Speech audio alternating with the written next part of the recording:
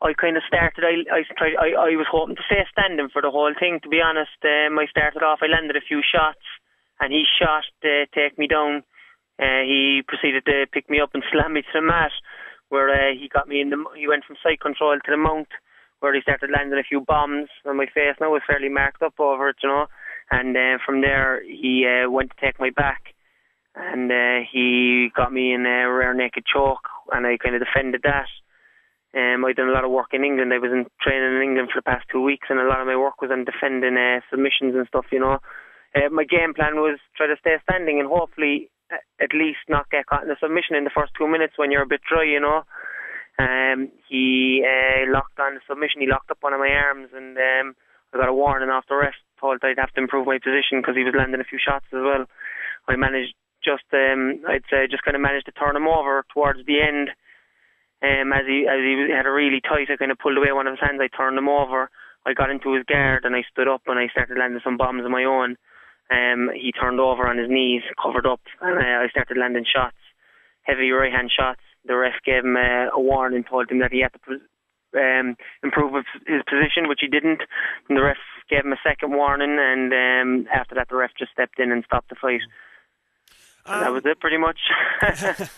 Were you at all anxious or nervous when you were when he had you choked up? To be honest, things were going a bit dull. You know, the oxygen, I could feel it being cut off, and tapping was the last thing on my mind. I'd rather go under rather than tap, you know, to be honest. Like, and I was close to that. I was close to going under, I'd say, at a few stages. He really had it tight, but the training I done kind of paid off. I kind of stayed composed.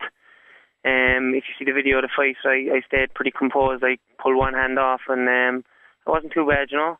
And it's all the more remarkable as well, Barry, because this was your first proper MMA fight, wasn't it? Oh yeah, this was my first fight, yeah. So I mean, like, for someone like of limited experience in MMA to go into that fight and come out with a victory is a fantastic achievement. Yeah, I thought to defend against the jiu-jitsu practitioner such as Brendan, his jiu-jitsu was very solid, like, and quite good, you know. And he had to choke really in tight, and just for me to defend it, like, I thought I was quite happy with that aspect of it, you know. How much intense training goes into a fight like this, Barry? You mentioned you were over in London at the MMA clinic for a couple of weeks. There's a lot of intense training goes into fights like this. Any kind of combat sport, you know. You really have to be dedicated and really disciplined. You know, you can't live the party life and the hard training life, you know. I've trained twice a day for the last 3 months for this fight, you know, and I spent 2 weeks of hard, pure training in London leading up to this fight, you know. There's so much to learn, you know, it's so broad, like, you can't just stick to one discipline. You have to learn all the disciplines really to be successful at this sport, you know.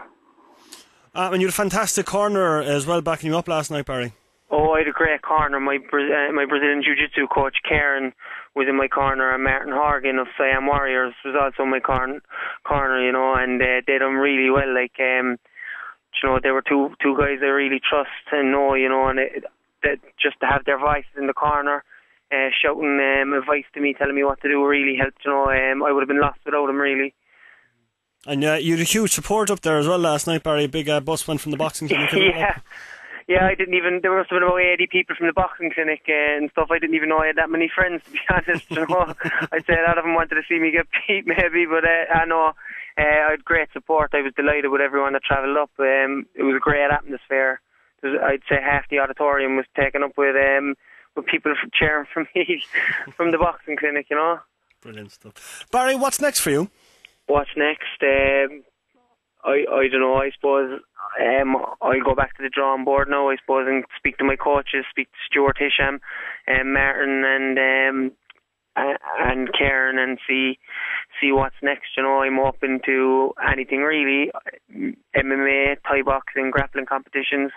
I just love to compete, really, you know, and whatever the next competition comes up, I'll set myself up and train for it, you know. Fantastic stuff, Barry. Congratulations on the win again. We'll talk to you again very, very soon. Thanks very much, Ruairi.